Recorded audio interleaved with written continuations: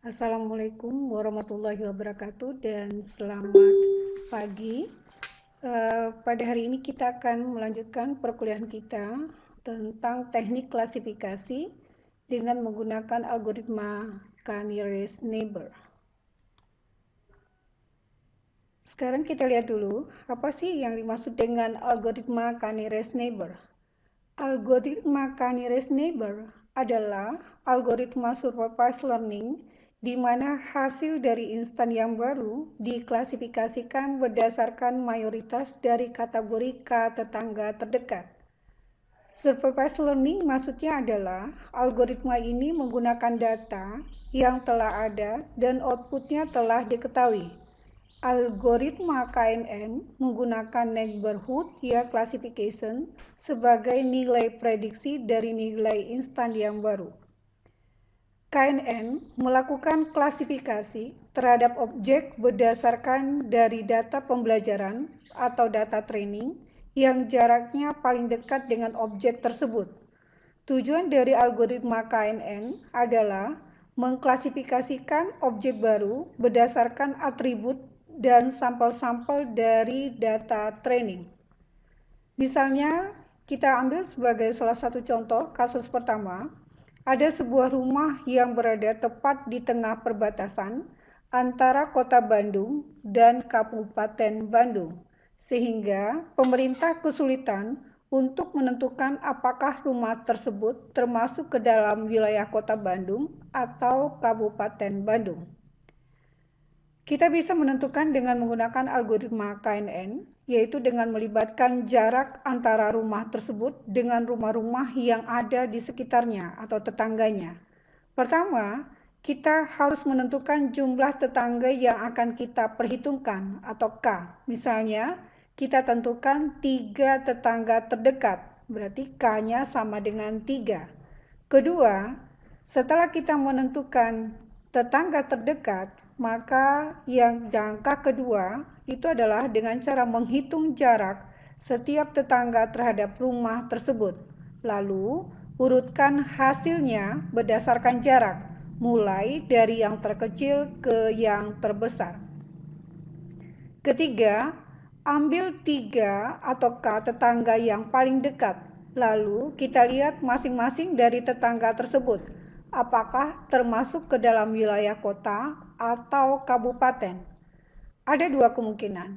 Bila dari 3 tetangga tersebut terdapat ada 2 rumah yang termasuk ke dalam wilayah kota Bandung, maka rumah tersebut termasuk ke dalam wilayah kota Bandung.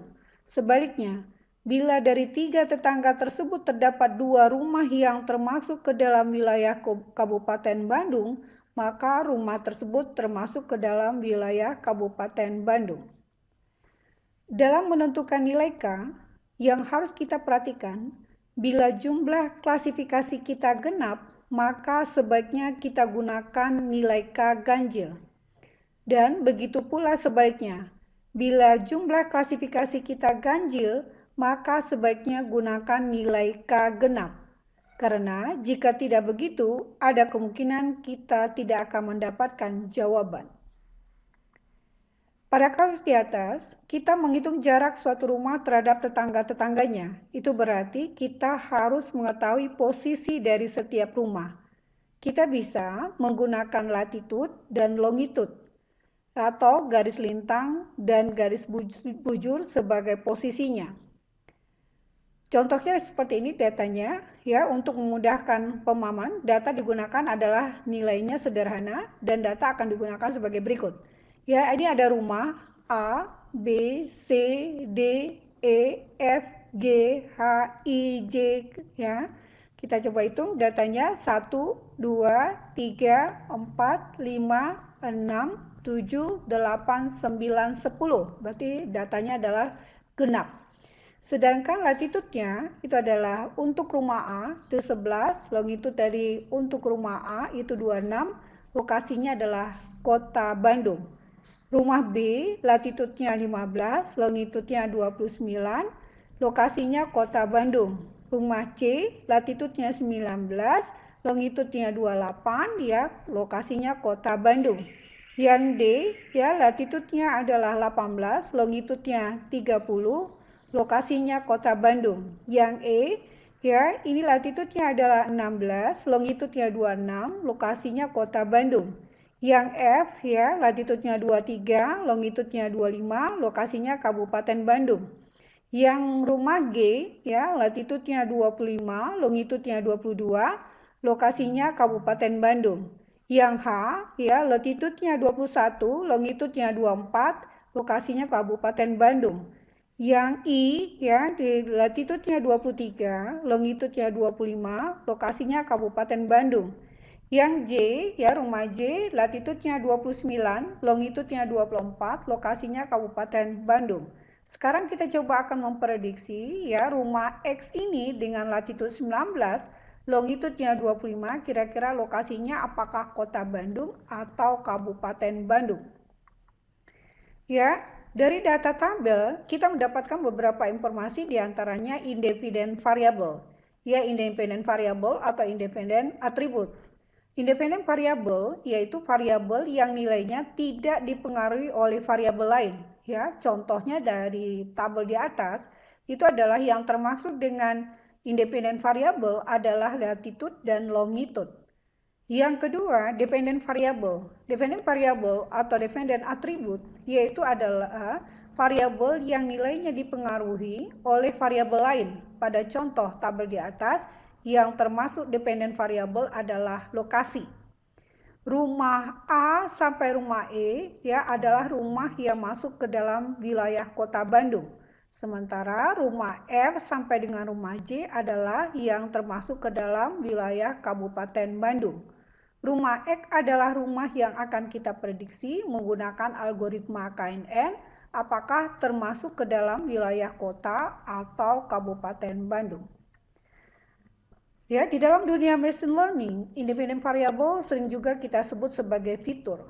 Selanjutnya, ya, kita akan hitung jarak antara rumah X terhadap rumah A sampai rumah dengan G, ya, dengan menggunakan rumus Pythagoras. Ya, diketahui di mana X adalah latitudenya, yang Y adalah longitudenya, sedangkan X1, Y1 adalah latitud dan longitude dari rumah X, dan X2, Y2 adalah latitud dan longitude dari masing-masing tetangganya. Ya, sekarang kita akan hitung. Ini adalah rumah A, ya, ini rumah X. Kita akan menghitung jarak antara rumah X ke rumah A, ya, atau rumah A ke rumah X. Berarti, ya, di sini tadi X1-nya, ya, X1-nya adalah latitud dari rumah A, ya, kita kurangi dengan latitud dari rumah X, ya, kita pangkatkan dengan 2. Ya, ini adalah akar atau SKRT. Ya, ini adalah akar dari, ya, latitud dari rumah A dikurang dengan latitud dari rumah X dipangkatkan dengan 2, ditambah dengan longitud, ya, nilai longitud dari rumah A dikurang dengan longitud dari rumah X, ya, dipangkatkan dengan 2. Jadi ini akar dari 11 dikurang dengan 19 dipangkatkan dengan 2, ditambah dengan 26 dikurang dengan 25 dipangkatkan dengan 2 sama dengan 8,06. Ya, selanjutnya kita akan menghitung jarak antara rumah X dengan rumah B, ya, atau rumah B dengan rumah X. Ya, ini adalah akar, ya, akar dari, ya, latitud dari rumah B dikurang dengan latitud dari rumah X, ya, dipangkatkan dengan 2, ditambah dengan longitud, ya, dari rumah B, ya, dikurang dengan longitud dari rumah X, ya, dipangkatkan dengan 2 sama dengan 5,66. Begitu juga dengan rumah C, ini adalah akar dari, ya, latitud dari rumah C itu dikurang dengan latitud dari rumah X, ya, dipangkatkan dengan 2, ya. Selanjutnya ditambah dengan longitud dari rumah C, ya, dikurang dengan longitud dari rumah X, ya, dipangkatkan dengan 2 sama dengan 3, ya. Ini juga begitu, ini adalah rumah D, ya, jarak terhadap rumah D dengan rumah X berarti Ini untuk yang latitudenya, ini adalah untuk longitudenya ya. Jadi 18 kurang 19, ini 18 kurang 19 dipangkatkan dengan 2, ditambah dengan 30 dikurang dengan 25 dipangkatkan dengan 2 ya. Akarnya sama dengan 5,10. Ini untuk rumah E, berarti latitud dari E dikurang dengan latitud dengan X ya, dipangkatkan dengan 2, selanjutnya ditambah dengan 26 ya, dikurang dengan 25 dipangkatkan dengan 2, akarnya sama dengan 3,16 ya. Begitu juga masing-masing rumah F, G, H, I, J ini kita hitung jaraknya dengan X ya, masing-masing dengan menggunakan formula tadi, akar dari X1, Y1 ya dipangkatkan dengan 2 dengan ya ini X1 ya, ini berarti latitud dari suatu rumah dikurang dengan rumah yang akan kita cari ini ya, dikurang, selanjutnya dipangkatkan dengan 2 ditambah dengan longitudenya ya dari suatu rumah terhadap rumah X ini akan kita kurangkan, selanjutnya dipangkatkan dengan 2. Jadi akarnya ya, setelah kita cari dengan formula tersebut, kita dapatkan ya jarak dari A ke X itu adalah 8,06, selanjutnya dari B ke X adalah 5,66, dari C ke X adalah 3,00, dari D ke X adalah 5,10, dari E ke X adalah 3,16, selanjutnya dari F ke X adalah 4, dari G ke X adalah 6,71, yang dari H ke X adalah 2,24, yang dari I ke X adalah 4, sedangkan dari J ke X adalah 10,05. Setelah kita hitung jarak terhadap rumah X dengan masing-masing dengan tetangganya yang ada ini, rumah tetangganya, maka kita akan urutkan dari kecil ke besar ya, berdasarkan nilai dari jarak ini ya. Berarti ini urutan nomor 1, ini yang terkecil nomor 1, selanjutnya ini ada nomor 2 ya yang 3, nilainya 3, selanjutnya 3,16 adalah urutan nomor 3, sementara yang urutan keempat itu sama ada nilainya 4, sama-sama 4 ya, tapi karena ini F-nya yang pertama maka 4-nya ada di sini pertama, ini yang kedua 4-nya. Selanjutnya 5,10 adalah urutan kelima, selanjutnya 5,66 adalah urutan keenam, selanjutnya 6,71 adalah urutan ke-7, 8,06 adalah urutan ke-8, yang 10,05 adalah urutan ke-9.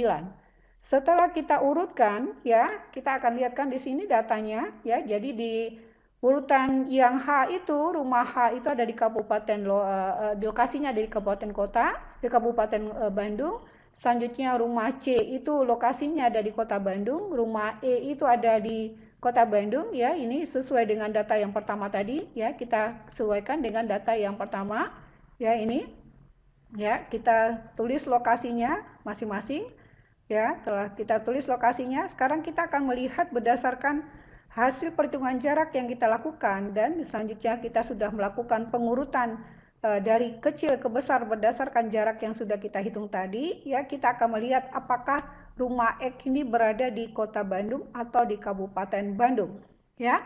Dari ini adalah hasil yang setelah kita urutkan, jadi rumahnya ya, jadi ke rumah yang sudah kita urutkan ya berdasarkan dari jaraknya ya. Ini jadi tadi ada 1 jarak pertama, 2 ya, ini urutan pertama, urutan kedua, urutan ketiga, ini 4, ini 5, 6, 7, 8, 9 kita urutkan. Tadi kita sudah tentukan ya bahwa kita menggunakan 3 tetangga terdekat ya, K-nya sama dengan 3, berarti 3 tetangga terdekat, berarti ada rumah H ya. Berdasarkan urutan ini kita ambil 3 tetangga terdekat yang terpilih, berarti rumah H, rumah C, dan rumah E dengan jarak 2,24, 3, dan 3,16. Oke, dari jarak ini ya, berdasarkan jarak ini, kalau kita lihat dari datanya, H itu ya berada di kabupaten, yang C adalah kota, yang E adalah kota. Ini adalah 3 tetangga terdekat, 1, 2, 3 ini. Oke, sekarang ya kita dapat lihat dari hasil perhitungan di atas ya, bahwa ternyata ada 3 tetangga terdekat dari rumah X ya. Pertama adalah rumah H ya yang berada di Kabupaten Bandung yang memiliki jarak 2,24. Selanjutnya rumah kedua adalah rumah C ya, berada di Kota Bandung yang memiliki jarak 3. Selanjutnya dari rumah E ya, yang terpilih adalah rumah E yang berada di Kota Bandung yang memiliki jarak ya dengan rumah X adalah 3,16. Ya, dari 3 tetangga terdekat ini terdapat rumah yang termasuk ke dalam wilayah kota, ada 2. Ya, ini ada 2 yaitu C dan E. Sementara ada 1 rumah yang masuk ke dalam wilayah kabupaten, yaitu adalah rumah H. Ya, berdasarkan dari perhitungan ini berarti ya rumah yang berada di Kota Bandung itu lebih besar daripada rumah yang berada di Kabupaten Bandung. Berarti yang pilihan kita adalah Kota Bandung. Sehingga dapat disimpulkan bahwa rumah X itu adalah rumah yang termasuk ke dalam wilayah Kota Bandung. Karena tadi berdasarkan hasil perhitungan dari tetangga terdekat, ya kota itu nilai kota ya lebih besar daripada kabupaten. Oke. Ya, dalam kasus ini independent variabelnya tadi ya kita lihat dependent variabelnya sudah berbentuk angka sehingga tidak perlu lagi kita lakukan konversi. Ya, independent variabelnya tadi adalah latitude dan longitude. Namun bila kasus lain terdapat independent variabel yang nilainya bukan berbentuk angka, maka harus mengkonversikan terlebih dahulu. Ya, kesimpulannya di sini, ya KNN itu adalah algoritma klasifikasi berdasarkan tetangga terdekat. Ya, bila dalam rumus lain terdapat lebih dari 2 independen variabel, ya untuk menghitung jarak kita bisa menggunakan rumus Euclidean distance. Ya, mirip dengan Pythagoras, hanya saja Euclidean distance memiliki ya dimensi lebih dari 2. Ya, lebih dari 2. Oke. Sekarang kita lihat dari KNN dengan contoh kasus sederhana yang kedua. Ini tadi adalah algoritma dari KNN itu sendiri. Pertama kita tentukan parameter K-nya dulu ya sebagai banyak jumlah tetangga terdekat dengan objek baru. Selanjutnya kita hitung jaraknya antara objek atau data baru terhadap semua objek data yang ada di data training. Selanjutnya kita urutkan hasil perhitungannya. Tentukan tetangga terdekat berdasarkan jarak minimum ke K tadi. Selanjutnya tentukan kategori ya dari tetangga terdekat dengan objek atau data. Selanjutnya kita gunakan kategori mayoritas sebagai klasifikasi objek atau data baru. Ya, diberikan data training untuk mengklasifikasi sebuah data apakah tergolong bad atau good ya. Berikut ini adalah datanya. Ya, ini X-nya 7, Y-nya 6, ini X-nya 6, Y-nya 6, ini X-nya 6, ini Y-nya 5. Ini X-nya 1, ya Y-nya 3, 2, 4, 2, 2. Ini adalah yang akan kita coba lakukan klasifikasi. Apakah dia termasuk kategori bad atau good. Ya. Jadi kita berikan data baru yang akan kita klasifikasi, yaitu X-nya 3, Y-nya 5. Jadi apakah termasuk klasifikasi bad atau good. Ya. Langkah penyelesaiannya, yang pertama, kita tentukan parameter K, misalnya kita buat jumlah tetangga terdekatnya ada K-nya sama dengan 3. Ya, tadi data kita 1, 2, 3, 4, 5, 6. Karena jumlah datanya genap, maka kita usahakan nilai K-nya adalah ganjil. Oke. Kedua, kita hitung jarak antara data baru dengan semua data training. Kita menggunakan Euclidean distance. Kita hitung seperti pada tabel berikut. Ya, jadi misalnya tadi 7 ini adalah nilai X ini, ya, dikurang dengan 3. 3 ini datangnya tadi dari adalah, jadi yang akan kita prediksi nilainya, ya, 3. Selanjutnya dipangkatkan dengan 2, jadi akar dari 7 dikurang dengan 3, ya, 7 datangnya dari sini, 3 ini datangnya dari yang kita akan prediksi, ya, yang akan kita klasifikasikan, data barunya, ya, berarti 7 dikurang dengan 3 dipangkatkan dengan 2 ditambah dengan 6, ini Y-nya 6 ya, ini ya 6. Selanjutnya dikurang dengan 5 ini adalah data baru tadi, yang ini data baru ya. Selanjutnya kita pangkatkan dengan 2, itu sama dengan akar dari ya 4 kuadrat ditambah dengan 1 kuadrat, itu sama dengan akar 17 yaitu 4,12 ya. Selanjutnya untuk data kedua yang X-nya 6 dan Y-nya 6, berarti akar dari nih 6 ya, ini 6 dikurang dengan 3, ini tadi data barunya 3 X-nya, selanjutnya dipangkatkan dengan 2 ditambah dengan 6 ini Y-nya ya, 6 dikurang dengan 5, ini data barunya Y-nya adalah 5 ya, dipangkatkan dengan 2 sama dengan akar 10 sama dengan 3,16. Selanjutnya data ketiga adalah X-nya 6, Y-nya 5. Ya, kita cari Euclidean distance-nya, yaitu akar dari 6 dikurang dengan 3. Ini tadi 3 data baru, ya. Pangkat dengan 2 ditambah dengan 5 dikurang dengan 5 data baru. Ini 5 ini data barunya dipangkatkan dengan 2, itu sama dengan akar 9 adalah 3.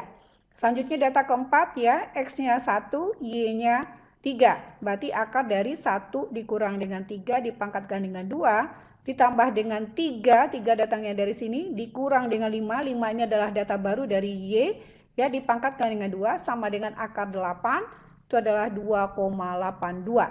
Selanjutnya data yang kelima, itu X-nya adalah 2, Y-nya adalah 3, maka Euclidean distance-nya akar dari 2, ya, dikurang dengan 3, dipangkatkan dengan 2, ditambah dengan 4, dikurang dengan 5, ya, dipangkatkan dengan 2 sama dengan akar 2, sama dengan 1,41.